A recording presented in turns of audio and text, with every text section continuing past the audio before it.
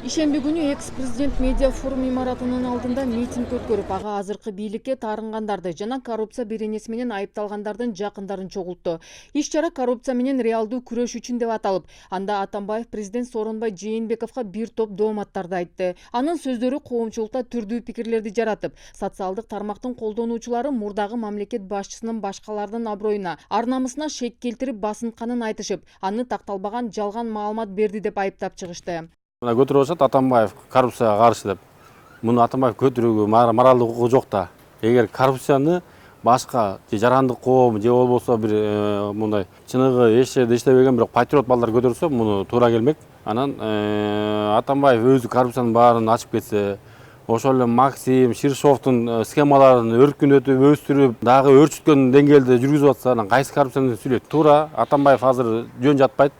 Анткени бунун камалабы, камалбайбы же Кыргызстандан качып кетеби ошол аралыгына аз эле убакыт калды. Мына азыр ар бир камакка киргендин баары улам кийинкисин уже сатып келе атышат. Ал эми азыркы президенттин мунафык, тагыраагы шайтанга кызмат кылат деп айтканын дин аалымдары оор күнөө катары белгилешүүдө.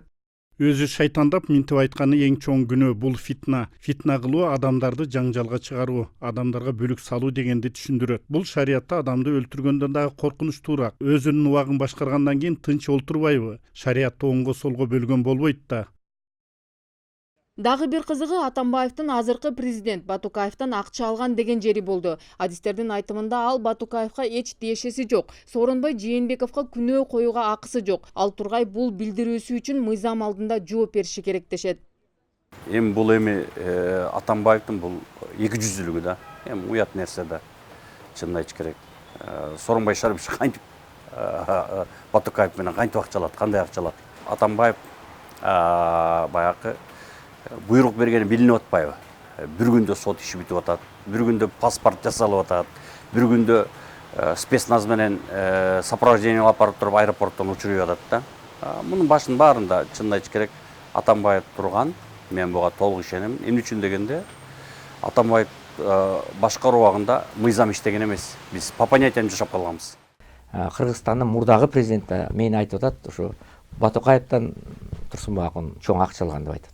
Значит, эми эмне кылышым керек? Мен андан башка айлам жок, сотко барам, андан башка эмне айлам бар?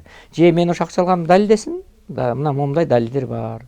Могу далилдер, мына могу жерден барып алгансың деп далилдесин. Же болбосо анда мыйзам алдында жооп берсин анда. Атамбаев жооп берет. Эксперттердин баамында Атамбаев бул саамдагы өлкө башчысына болгон кайталанма айыптоосун токтоткон жок. Мындан тышкары бийликти кетирүү аракетин көрөөрүн билдирди. Мына кече айтып аткан колхоз бул деген ар бир адамдын өзүнүн деңгээлин жөнүндө көрсөтөт да. Эми критика болуш керек. Конечно, экөө жакын дос болуп жүргөн, но мындай деңгээлге түшпөсө жакшы болот эле да. Конечно, жанагынтип ичи күйүп, жанагындай бир көрө албастык кылып айтып атат. Бул эми туура эмес. Эми баары биз эл шайлаганда эми биз президентти сыйлашыбыз керек да, туурабы? Ал зоотехник деп айтып аткан, зоотехник бул жакшы.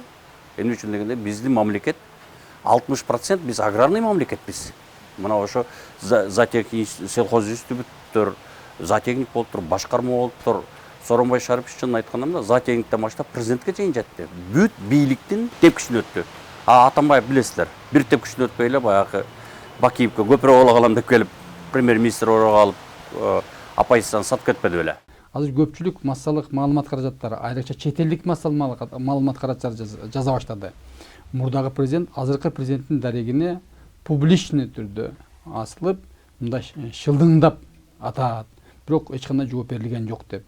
Мен ойлойм, азыркы Атамбаевдин сөзүнө юридикалык жактан дагы, анан саясий жактан дагы президенттик администрация көп ойлонбой тезирээк жооп бериш керек.